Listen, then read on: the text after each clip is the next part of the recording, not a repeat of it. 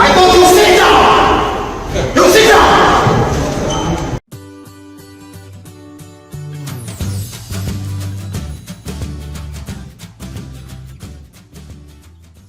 Selama Luhut berkuasa, TKA Cina akan terus berdatangan ke Indonesia. Gelora.co. Selama Luhut Binsar Panjaitan berkuasa, tenaga kerja asing atau TKA Cina diperkirakan akan terus berdatangan dan tetap ada di Indonesia. Pihak imigrasi tidak bisa berbuat untuk mencegah kedatangan TKA Cina. Begitulah dikatakan pengamat politik Muslim Arbi kepada Suara Nasional Jumat 3 April. Kata Muslim, TKA Cina yang datang ke Indonesia bagian dari konsekuensi investasi negeri tirai bambu. Luhut menjabat Menko Maritim dan juga investasi, dan investasi di Cina di Indonesia atas jaminan dari Luhut. Begitulah jelas Muslim. Menurut Muslim, Luhut akan membantah TKA Cina yang ada di Indonesia menyebarkan virus corona. Faktor ekonomi lebih dipentingkan daripada keselamatan nyawa rakyat Indonesia. Selain itu, ia mengatakan Jokowi tidak akan mengganti Luhut walaupun ada desakan dari rakyat Indonesia. Jokowi juga membutuhkan Luhut karena dianggap mampu mengamankan kekuasaannya. Sementara itu, DPR minta Menkumham deportasi TKA Cina ilegal. Jangan takut Luhut. Komisi 3 DPR RI menggelar rapat kerja dengan Kementerian Hukum dan HAM atau Menkumham pada Selasa 1 April 2020.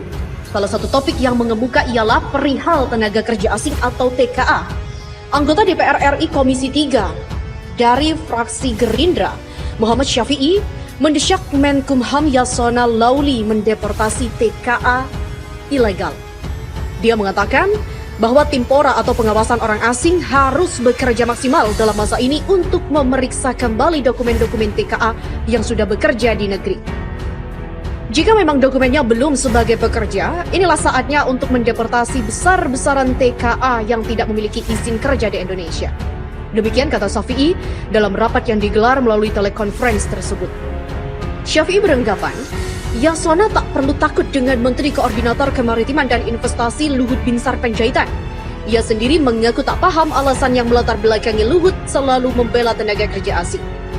Luhut pernah melontarkan pernyataan 49 TKA Cina yang bekerja di Tambang Konawe. Yang bekerja di Tambang Konawe, Sulawesi Tenggara sudah ada sebelum larangan penerbangan dari Cina. Faktanya, mereka merupakan TKA ilegal karena hanya punya visa kunjungan yang datang ke Indonesia dari Thailand setelah rute penerbangan dari Cina ke Indonesia dihentikan karena negara itu jadi epicentrum corona. Dalam rapat itu, anggota DPR Komisi 3 dari fraksi Nasdem Ahmad Sahroni juga menyatakan alasan Luhut menjelaskan perihal TKA di Sulawesi Tenggara. Yasona menerangkan, untuk membahas soal TKA di Sulawesi Tenggara, Kemenkumham menggelar rapat dengan Kemenko Marves, Kementerian Ketenagakerjaan, dan Kementerian Luar Negeri. Pada rapat itu disepakati bahwa yang akan menjelaskan perihal TKA di Sulawesi Tenggara adalah Luhut. Jadi, hal itu adalah hasil rapat di Kemenko Maritim yang dihadiri oleh Menaker dan Menlu karena menyangkut isu dominan Kemenkumham, tetapi juga menyangkut investasi. Sehingga, biar dia yang menjelaskan, kata Pak Menko Maritim. 49 TKA Cina yang masuk Indonesia, Luhut mengatakan tak langgar aturan. Menteri Koordinator Bidang Kemaritiman dan Investasi Luhut Binsar Panjaitan mengatakan, kedatangan 49 tenaga kerja asing atau TKA asal Cina melalui Kendari, Sulawesi Tenggara tidak melanggar aturan. Menurutnya, TKA Cina datang telah memenuhi persyaratan yang berlaku, memiliki visa kerja resmi dari Kedutaan Besar Indonesia di Beijing. 49 TKA itu mendapatkan visa 211A pada 18 Januari sebelum dia membuat larangan atau warga negara Tiongkok datang ke Indonesia. Begitulah dikatakannya melalui siaran langsung resmi Kementerian Maritim dan Investasi Rabu 17 Maret lalu. Lebih lanjut, Luhut membantah pemerintah membela kedatangan 49 TKA Cina.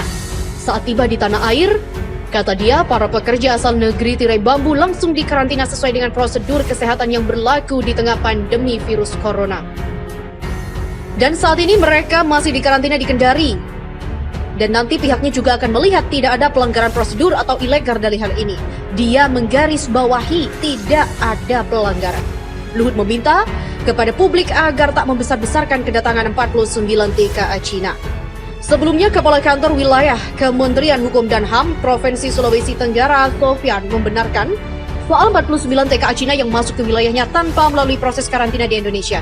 Padahal idealnya, mereka harus menjalani karantina sesuai dengan peraturan Menkumham nomor 7 tahun 2020 tentang pembatasan.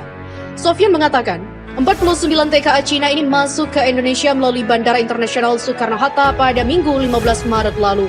Setibanya di Jakarta, Kantor Kesehatan Pelabuhan atau KKP memberikan rekomendasi berupa kartu kewaspadaan kesehatan usai memeriksa mereka. Petugas imigrasi Bandara Soekarno-Hatta memberikan izin masuk setelah mereka menunjukkan surat rekomendasi dari KKP Soekarno-Hatta. Jika tidak ada rekomendasi dari KKP tidak akan masuk, maka mereka tidak akan memberikan cap karena ada rekomendasi dari KKP.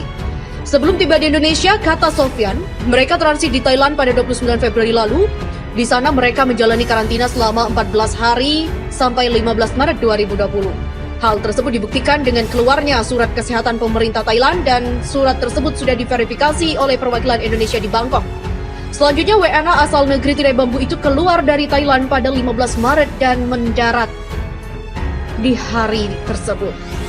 Juru bicara Kementerian Koordinator Bidang Kemaritiman dan Investasi Jody Mahardi juga mengklarifikasi terkait maksud dari surat edaran yang dikeluarkan oleh Kepala Badan Pengelola Transportasi Jabodetabek atau BPTJ dengan nomor SE 5/BPTJ tahun 2020. Dan jika dicermati isinya adalah surat edaran Kepala BPTJ dimaksud lebih pada rekomendasi pembatasan aktivitas transportasi. Jadi tidak ada penyetopan moda transportasi. Dia juga mengatakan banyak berita yang beredar mengabarkan seakan-akan pemerintah telah menetapkan pembatasan moda transportasi di lingkungan Jabodetabek. Menurut Jody, surat edaran tersebut bertujuan untuk memberikan rekomendasi kepada daerah yang sudah masuk kategori daerah yang diperkenalkan untuk melakukan pembatasan sosial berskala besar atau PSBB. Apabila sudah masuk kategori tersebut, maka daerah itu dapat melakukan pembatasan penggunaan moda transportasi untuk mengurangi pergerakan orang dalam upaya memutus rantai penyebaran virus corona atau COVID-19. Dan sesuai dengan peraturan pemerintah atau PP nomor 21 tahun 2020, untuk dapat dikategorikan sebagai wilayah PSBB, daerah terlebih dahulu harus mendapatkan persetujuan dari Kemenkes. Begitulah kata Jody. Dia juga mengatakan, banyak berita yang beredar mengabarkan seakan-akan pemerintah telah menetapkan pembatasan moda transportasi di lingkungan Jabodetabek.